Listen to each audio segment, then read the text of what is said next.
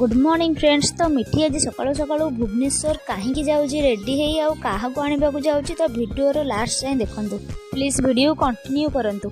आ ता भितर मु जाऊँगी मोर बनई खाइबी ब्रेकफास्ट। मो ब्रेकफास्ट थिला आज चकुली पिठा आउ भुवनेश्वर एयरपोर्ट रो किछि व्यू देखंतु।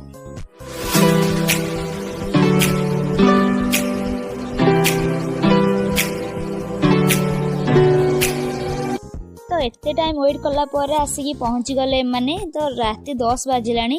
आउ ये होची मो भाई आसीची दीर्घ 3 वर्ष फॉरेन कंट्री कोएत रे थिला।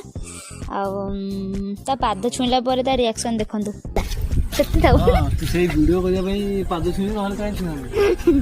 अरे टिके तो इज्जत दियो रे मते। अरे अरे अरे ये कुली हे सरलानी आउ श्री को भी उठे सरलानी एठी।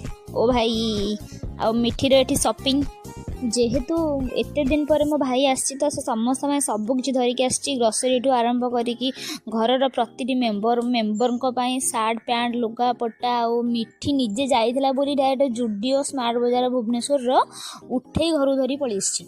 आउ ए चॉकलेट मो भाई बाहर आनी तो एतिकी चॉकलेट नुह आउरी बहुत अच्छी मोटी मागिला मते एतिकी देला।